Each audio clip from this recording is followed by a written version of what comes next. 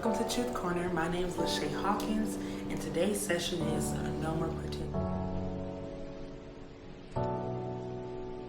Who are you trying to pretend to be?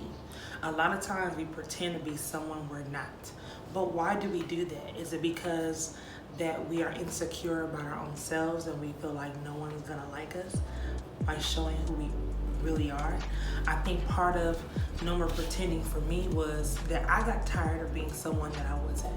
I got tired of pretending to fit in, just to have a amount of friends, a certain type of friends, and just I think people feel like quantity is quality, but quality is quality. If you have a quality amount or you have a quality of friends, even if it's just two or one, you're winning. A lot of times we try to be someone we're not just for clout or to be popular or whatnot. But I feel like whoever is supposed to be with me and around me is gonna truly love me for me. And I'm not gonna pretend anymore. I'm not gonna pretend to not be a single mom. It took me a long time to transition and really accept me being a single mother.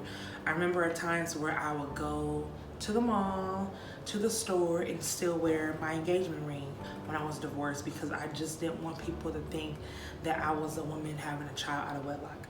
And I don't know why that was so important to me to care what people thought about me while I was taking my son to the store with me, running errands, but it really was. And I had to kind of step back and say, like, why are you pretending? You're not married anymore. It's okay. But I think part of it was just me going through my own emotional state in life. Another thing I would never pretend to do is just be this person that people say I am. You know, I remember growing up and trying to fit in and doing things I shouldn't do because of peer pressure, because I didn't want people to know that I was this square church girl. And it's like, what does that mean, a square church girl? Oh, because I'm not cussing, I'm not using foul language, and I'm carrying myself in a respectful way. Why is that so not cool for us to be respectful? So I think that kind of played into my adulthood after my divorce, just always pretending to be. But what is pretending to be? How is that helping you accomplish or be anything that you're really supposed to be? So what kind of things are you guys pretending to be? Are you pretending to be, are you pretending to like what things do you pretend you like just to make sure that you're with this person or you're hanging out with these type of people? So I'm not gonna pretend to be a married mom anymore when I go to the grocery store. I'm a single mother, and I'm not the only single mother there is in the world. It's thousands, millions of single moms out there, and nobody cares. A lot of it has to do with your ego. People don't be checking for me like that. Like, and I kind of laugh at myself because it's like, why would you? So the effort of pretending, it's just way too much. I'm not gonna take the time out to make sure I have this wedding ring on to pretend that I'm this married woman. Another thing of pretending, and this might be a little embarrassing to some others, but I'm not gonna pretend to be a ratchet girl for a man to like me. Like, I'm classy and I'm very respectful. And a lot of times, you know, I felt like the more ratchet girls got more play with the dudes. And it's like, so I, would try to make sure I, put a little extra, cleavage out, put a little booty, like how I used to stand. I used to be like extra, just extra, just trying to pretend, just being a phony. And I felt like that's when I got more attention by doing that. Because, these hoes out here winning. And I hate to say it, but they are. But the sad part is they're winning the wrong attention. And I don't want to win that type of attention. So I'm not going to pretend to be a little ratchet anymore. I'm going to be on my little classy self. And I'm ratchet when I need to be, when I get married in the bed, if you know what I mean. But that's a whole different story, okay? Anyway, so I used to do that, like, and that might, and we laugh about it, but a lot of women do that. You pretend to be a little bit extra ratchet, a little extra nasty, a little extra freaky than what you typically are. But I feel like my corny, cornball future husband is gonna like all of my corniness, and I don't need to be ratchet for him to like me. So therefore, I'm gonna just not pretend to be ratchet. I wrote a few things down too of what I'm not gonna pretend to do, because a lot of times, you know, I can't just remember. So, being impulsive.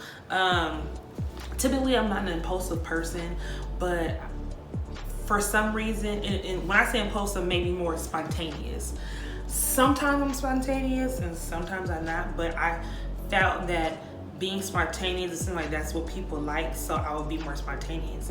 I don't like to be spontaneous in certain aspects of my life because I really need to dig deep and think about, like, is this gonna affect me and my son?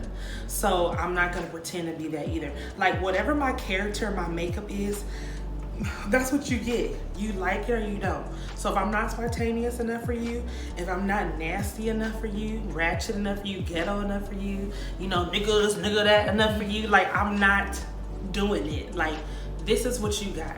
And don't get me wrong, I'm not like the person who wears her collars all the way to the top and, you know, talk like this and, you know, drink my tea and my crumpets. I don't do all of that, but at the same time, like, I feel like if you want to be in my space, you're gonna like Shay, all the Shay, and not what Shay is pretending to be like. Okay. Another thing is, I talked about being a single mom and going to, like, you know how people kind of like show off and be extra to be the center of attention. Like, low key, I can be the Kelly of the group and not the Beyonce. Like, I don't have to be the Beyonce, but I found myself in the past trying to be the Beyonce, and that's not who Lachey is. That's not me. Like, I don't mind being in the background, and I feel like it's a time and place to be in the forefront. So if it's my time to be in the forefront, I'ma own it and I'ma walk in it. But if it's my time to be the Kellys and the Michelles, I'm gonna be the Kellys and Michelles. And no shade to Kelly and Michelle, but y'all know what I'm talking about. Like, y'all understand what I'm talking about. Like, Beyonce was always in the front, right? But no shade to them. But I feel like it's a time and place for that, and I was trying to be seen and drawing negative attention to myself. And now I'm like, I'd rather do it in the background, and I feel like I said, it's a time and place to be in the forefront. Also, too, I just hated being something I wasn't. It was a lot of energy. It takes a lot of energy to just not be yourself. So when it comes to relationships, I felt like in order for my man to like me, I had to be something that I wasn't.